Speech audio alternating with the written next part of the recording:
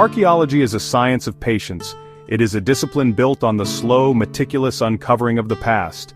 We brush away layers of earth, each one a page in a book written over millennia.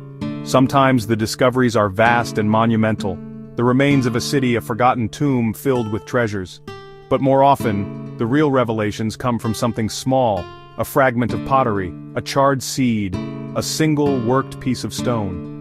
These tiny objects are not just artifacts, they are whispers from a world we can never truly visit, echoes of lives lived tens of thousands of years ago. They are tangible connections to our most distant ancestors.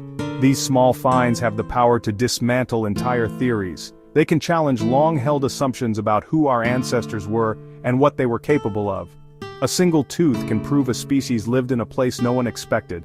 A smudge of ochre on a shell can rewrite our understanding of art and symbolism. This is the thrill that keeps archaeologists digging, season after season, under the hot sun in the damp chill of a cave. We are searching for these quiet storytellers, these humble fragments that hold the potential to reshape the grand narrative of human history in the most profound ways. Imagine holding a piece of flint in your hand. It is cool to the touch, its edges expertly sharpened. This object was last held by another human hand, a mind startlingly like our own, yet separated from us by an almost unimaginable gulf of time. This is not just a rock, it is a thought made manifest. It represents a solution to a problem, a moment of ingenuity, a skill passed down through generations. These stones are the most enduring legacy of our deep past, surviving where bone has turned to dust and wood has rotted away. They are the words of a language we are constantly learning to decipher. For a long time, Neanderthals have been misunderstood. They were our closest extinct relatives, a fellow human species who walked the landscapes of Eurasia for hundreds of thousands of years. Yet, popular culture has often painted them as brutish, dim-witted cavemen, a failed branch of the human family tree. They were seen as a primitive prelude to the main event, the arrival of us, Homo sapiens. This caricature was built on early interpretations of their fossils, which emphasized their robust skeletons, heavy brows, large faces. They were seen as strong, yes, but not particularly smart. This simplistic view extended to their technology. The classic Neanderthal toolkit is known as the Mousterian industry. It is characterized by flakes struck from a carefully prepared stone core, a technique known as le valois. These tools were versatile and effective. Scrapers for processing hides, points hafted onto short spears for thrusting, sharp flakes for butchering animals. It was a sophisticated system, far beyond earlier hominins. However, it was widely believed to lack one key element: true projectile technology. The consensus was that Neanderthals hunted up close, a dangerous and physically demanding strategy. The idea of Neanderthals as purely close-quarters hunters became a defining feature of their perceived limitations. Scientists argued that the invention of mechanically projected weapons. In the picturesque Rhône Valley in southern France, a limestone cliff overlooks the surrounding landscape. Nestled within this cliff is a rock shelter known as the Grotte Mandrin. For years, this site has been a focal point for archaeological investigation. Archaeologists have been meticulously excavating its layers, peeling back the sediment to reveal a story of occupation. Caves like this were prime real estate for ancient peoples, offering shelter from the elements and a strategic vantage point over the terrain. The team working at Grotte Mandrin, led by Ludovic Slimak, knew they were digging through a critical period in human history.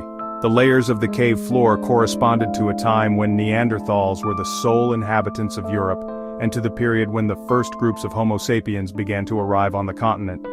The cave's deposits are a layer cake of prehistory, with different levels containing distinct toolkits and fossil remains of these two human groups. It is a place where the story of their interaction, or lack thereof, is written in stone and bone.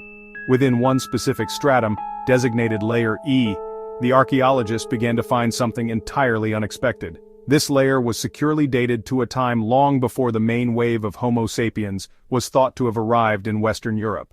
The context was clearly ancient. Among the usual assortment of animal bones and larger stone tools, the team started to uncover hundreds of tiny, exquisitely worked flint points. They were small, many no bigger than a coin. The significance of the Grotte Mandrin discovery hinges on two critical factors: the nature of the artifacts, their age.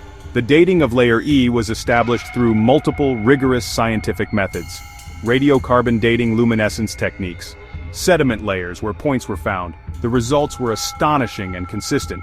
The layer and everything within it dated back approximately 80,000 years. Middle Paleolithic, long considered Neanderthal territory in Europe.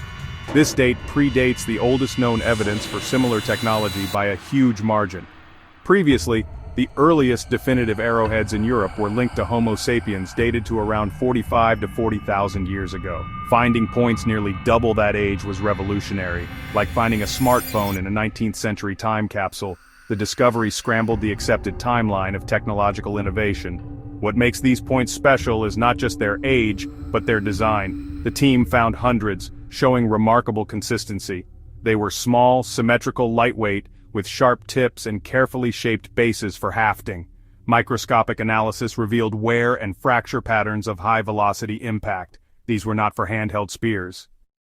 To truly appreciate the magnitude of this discovery, one must compare these 80,000-year-old arrowheads to the conventional tools of the era. The standard Neanderthal toolkit, the Mousterian, was effective but fundamentally different. Its signature tools were handheld or attached to sturdy short spears. A typical Mousterian point was relatively large and heavy.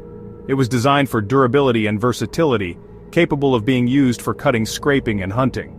Hunting with such a tool required immense physical strength and courage, involving a close-quarters confrontation with large, dangerous animals. Imagine a Neanderthal hunt. It is a group effort, a coordinated ambush. The hunters must get within arm's reach of a wild horse or a giant deer, a moment of extreme risk where a single mistake could lead to severe injury or death.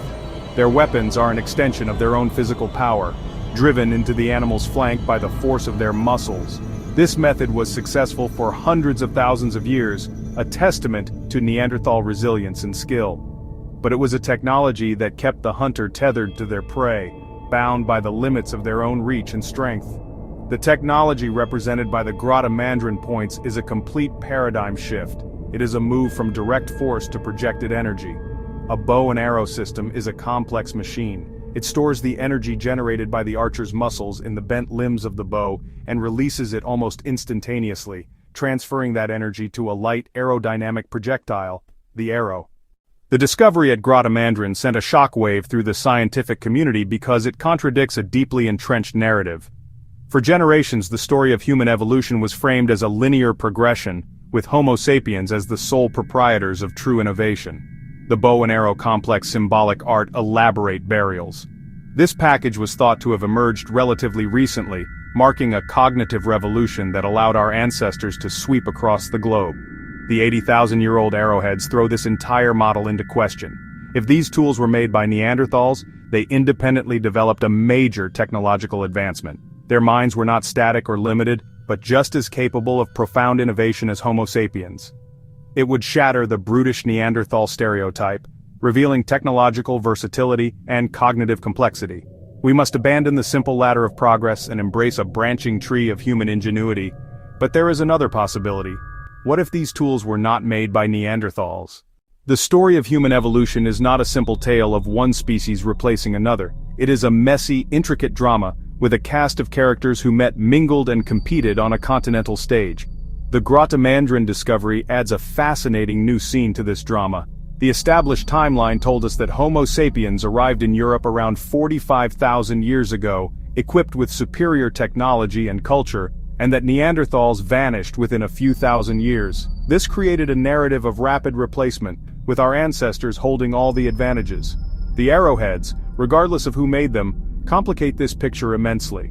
If they were made by Neanderthals, it suggests that the technological gap between the two groups may not have been as wide as we believed. Perhaps Neanderthals were not simply outcompeted by a smarter species, but were subject to more complex pressures such as climate change, demographic shifts.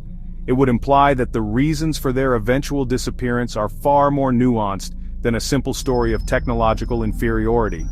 They were innovators in their own right, adapting and inventing in ways we are only just beginning to appreciate. Alternatively, if the arrowheads were made by a pioneering group of Homo sapiens 80,000 years ago, this archaeological bombshell forces us to fundamentally reconsider what it means to be human. For a long time, we have defined ourselves by our unique capacity for innovation. We told ourselves a story in which our species, Homo sapiens, was the sole protagonist of cognitive and technological advancement. The bow and arrow, like symbolic art, language, was seen as a product of the modern human mind. This discovery challenges that narrative of exceptionalism. It suggests that the capacity for complex, world-changing invention was not exclusive to our direct lineage. Ingenuity, it seems, is an older and more widespread human trait than we imagined. Whether it was Neanderthals or a very early group of Homo sapiens,